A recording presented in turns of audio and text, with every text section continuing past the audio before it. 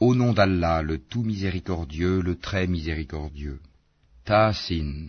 Voici les versets du Coran et d'un livre explicite, un guide et une bonne annonce aux croyants, qui accomplissent la salat, acquittent la zakat, et croient avec certitude en l'au-delà. Quant à ceux qui ne croient pas en l'au-delà, nous embellissons à leurs yeux leurs actions, et alors ils deviennent confus et hésitants. Ce sont eux qui subiront le pire châtiment, tandis qu'ils seront dans l'au-delà les plus grands perdants. Certes, c'est toi qui reçois le Coran de la part d'un sage, d'un savant.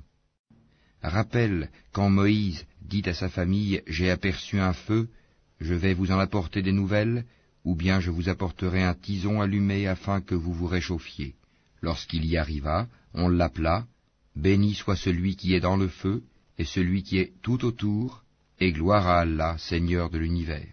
Ô Moïse, c'est moi, Allah le Tout-Puissant, le Sage. Et jette ton bâton. » Quand il le vit remuer comme un serpent, il tourna le dos pour fuir, sans revenir sur ses pas. « N'aie pas peur, Moïse, les messagers n'ont point peur auprès de moi, sauf celui qui a commis une injustice, puis a remplacé le mal par le bien. Alors je suis pardonneur et miséricordieux. Et introduis ta main dans l'ouverture de ta tunique, elle sortira blanche et sans aucun mal, un des 9 prodiges à Pharaon et à son peuple, car ils sont vraiment des gens pervers. Et lorsque nos prodiges leur parvinrent, clairs et explicites, ils dirent, c'est là une magie évidente. Ils les nièrent injustement et orgueilleusement, tandis qu'en eux-mêmes ils y croyaient avec certitude. Regarde donc ce qu'il est advenu des corrupteurs. Nous avons effectivement donné à David et à Salomon une science, et ils dirent, louange à Allah qui nous a favorisés à beaucoup de ses serviteurs croyants. Et Salomon hérita de David et dit, ô homme, on nous a appris le langage des oiseaux, et on nous a donné part de toutes choses, c'est là vraiment la grâce évidente. Et furent rassemblés pour Salomon ces armées de djinns, d'hommes et d'oiseaux, et furent placés en rang. Quand ils arrivèrent à la vallée des fourmis, une fourmi dit, ô fourmis, entrez dans vos demeures, de peur que Salomon et ses armées ne vous écrasent sous leurs pieds sans s'en rendre compte. Il sourit, amusé par ses propos, et dit, permets-moi, Seigneur, de rendre grâce pour le bienfait dont tu m'as comblé ainsi que mes pères et mères, et que je fasse une bonne œuvre que tu agrées, et fais-moi entrer, par ta miséricorde, parmi tes serviteurs vertueux. Puis il passa en revue les oiseaux et dit, pourquoi ne vois-je pas la huppe? Est-elle parmi les absents? Je la châtierai sévèrement, ou je l'égorgerai, ou bien elle m'apportera un argument explicite. Mais elle n'était restée absente que peu de temps, et dit, j'ai appris ce que tu n'as point appris, et je te rapporte de Saba une nouvelle sûre. J'ai trouvé qu'une femme est leur reine, que de toutes choses elle a été comblée, et qu'elle a un trône magnifique. Je l'ai trouvée, elle et son peuple, se prosternant devant le soleil au lieu d'Allah. Le diable leur a embelli leur action, et les a détournés du droit chemin, et ils ne se sont pas bien guidés.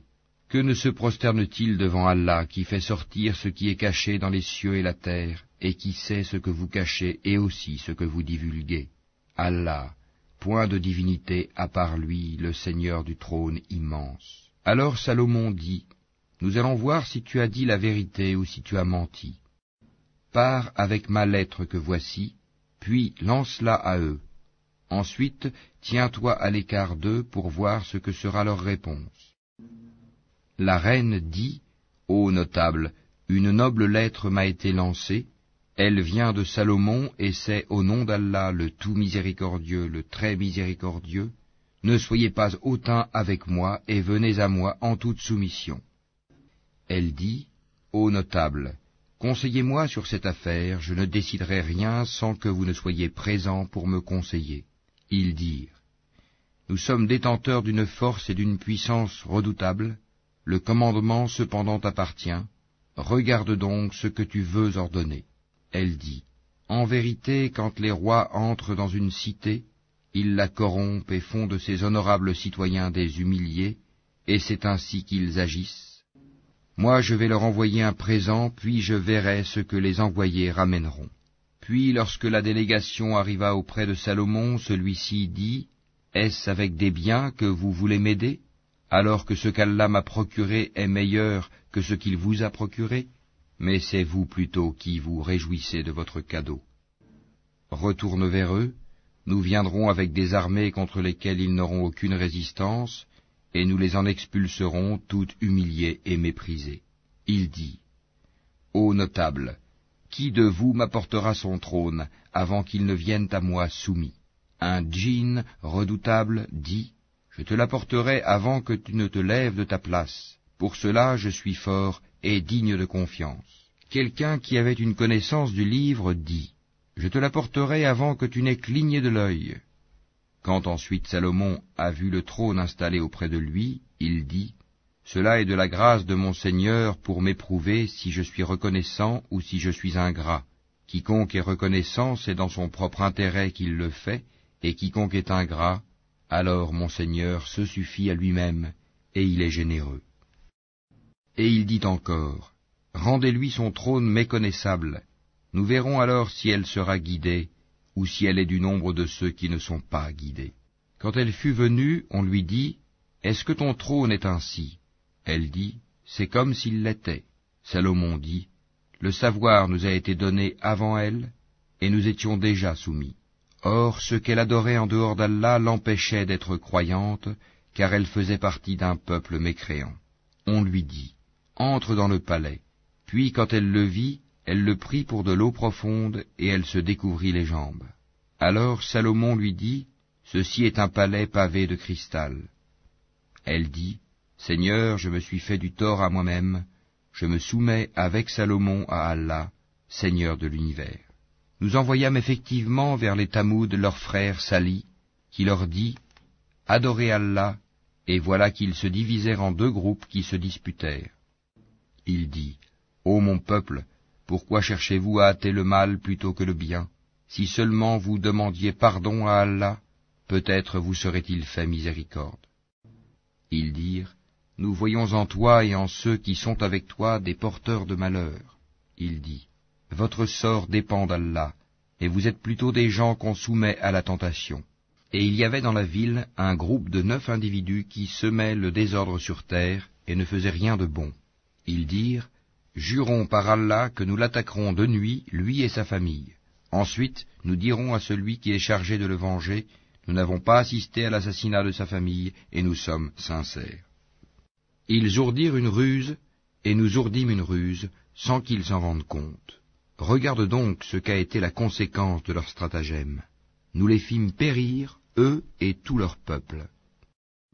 Voilà donc leur maison déserte à cause de leurs méfaits, c'est bien là un avertissement pour des gens qui savent. Et nous sauvâmes ceux qui avaient cru et étaient pieux. Et rappelle-leur, Lot, quand il dit à son peuple, vous livrez-vous à la turpitude, l'homosexualité, alors que vous voyez clair? Vous allez aux hommes au lieu des femmes pour assouvir vos désirs? Vous êtes plutôt un peuple ignorant. Puis son peuple n'eut que cette réponse, expulsez de votre cité la famille de Lot, car ce sont des gens qui affectent la pureté. Nous le sauvâmes ainsi que sa famille, sauf sa femme, pour qui nous avions déterminé qu'elle serait du nombre des exterminés. Et nous fîmes pleuvoir sur eux une pluie de pierres, et quelle mauvaise pluie que celle des gens prévenus. Dis, louange à Allah et paix sur ses serviteurs qu'il a élus, lequel est meilleur, Allah, ou bien ce qui lui associe? N'est-ce pas lui qui a créé les cieux et la terre, et qui vous a fait descendre du ciel une eau avec laquelle nous avons fait pousser des jardins pleins de beauté? Vous n'étiez nullement capable de faire pousser leurs arbres? Y a-t-il donc une divinité avec Allah? Non, mais ce sont des gens qui lui donnent des égaux. N'est-ce pas lui qui a établi la terre comme lieu de séjour, placé des rivières à travers elle, lui a assigné des montagnes fermes et établi une séparation entre les deux mers? Y a-t-il donc une divinité avec Allah? Non, mais la plupart d'entre eux ne savent pas. N'est-ce pas lui qui répond à l'angoissé quand il l'invoque, et qui enlève le mal, et qui vous fait succéder sur la terre génération après génération? Y a-t-il donc une divinité avec Allah? C'est rare que vous vous rappeliez. N'est-ce pas lui qui vous guide dans les ténèbres de la terre et de la mer, et qui envoie les vents comme une bonne annonce précédant sa grâce? Y a-t-il donc une divinité avec Allah? Allah est très élevé au-dessus de ce qu'il lui associe. N'est-ce pas lui qui commence la création puis la refait, et qui vous nourrit du ciel et de la terre? Y a-t-il donc une divinité avec Allah? Dis, apportez votre preuve si vous êtes véridique. Dis, nul de ceux qui sont dans les cieux et sur la terre ne connaît l'inconnaissable à part Allah, et ils ne savent pas quand ils seront ressuscités. Mais leurs sciences se sont rejointes au sujet de l'autre monde. Ils doutent plutôt là-dessus, ou plutôt ils sont aveugles à son sujet. Et ceux qui ne croient pas disent, est-ce que quand nous serons poussière, nous et nos pères, est-ce que vraiment on nous fera sortir de nos tombes? Certes, on nous l'a promis, à nous et à nos pères, auparavant. Ce ne sont que des contes d'anciens. Dis, parcourez la terre et voyez ce qu'il est advenu des criminels, et ne t'afflige pas sur eux, et ne sois pas angoissé à cause de leur complot.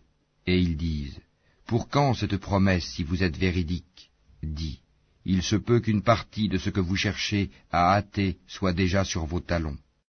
Certes, ton Seigneur est pourvoyeur de grâce aux hommes, mais la plupart d'entre eux ne sont pas reconnaissants. Certes, ton Seigneur sait ce que cache leur poitrine et ce qu'ils divulguent, et il n'y a rien de caché dans le ciel et la terre qui ne soit dans un livre explicite. Ce Coran raconte aux enfants d'Israël la plupart des sujets sur lesquels ils divergent. Cependant, qu'il est pour les croyants un guide et une miséricorde. Ton Seigneur décidera certes entre eux par son jugement, et il est le Tout-Puissant, le Sage. Place donc ta confiance en Allah, car tu es de toute évidence dans la vérité et le bon droit. Tu ne peux faire entendre les morts ni faire entendre l'appel aux sourds quand ils s'enfuient en tournant le dos. Et tu ne peux non plus guider les aveugles hors de leur égarement. Tu ne feras entendre que ceux qui croient en nos versets et se soumettent. Et quand la parole tombera sur eux, nous leur ferons sortir de terre une bête qui leur parlera. Les gens n'étaient nullement convaincus de la vérité de nos signes ou versets. Et le jour où nous rassemblerons de chaque communauté une foule de ceux qui démentaient nos révélations, et qu'ils seront placés en rang. Puis, quand ils seront arrivés, Allah dira, avez-vous traité de mensonges mes signes, sans les avoir embrassés de votre savoir? Ou que faisiez-vous donc? Et la parole leur tombera dessus, à cause de leurs méfaits, et ils ne pourront rien dire. N'ont-ils pas vu qu'en vérité, nous avons désigné la nuit pour qu'ils y aient du repos et le jour pour voir? Voilà bien des preuves pour des gens qui croient. Et le jour où l'on soufflera dans la trompe, tous ceux qui sont dans les cieux et ceux qui sont dans la terre seront effrayés, sauf ceux qu'Allah a voulu préserver, et tous viendront à lui en s'humiliant. Et tu verras les montagnes, tu les crois figées, alors qu'elles passent comme des nuages. Telle est l'œuvre d'Allah qui a tout façonné à la perfection. Il est parfaitement connaisseur de ce que vous faites. Quiconque viendra avec le bien aura bien mieux, et ce jour-là ils seront à l'abri de tout effroi. Et quiconque viendra avec le mal, alors ils seront culbutés le visage dans le feu. N'êtes-vous pas uniquement rétribués selon ce que vous œuvriez? Il m'a été seulement commandé d'adorer le Seigneur de cette ville, la Mecque, qui l'a sanctifiée, et à lui toute chose, et il m'a été commandé d'être du nombre des musulmans, et de réciter le Coran. Quiconque se guide, c'est pour lui-même en effet qu'il se guide, et quiconque s'égare, alors dit, je ne suis que l'un des avertisseurs. Dis, louange à Allah, il vous fera voir ses preuves, et vous les reconnaîtrez. Ton Seigneur n'est pas inattentif à ce que vous faites.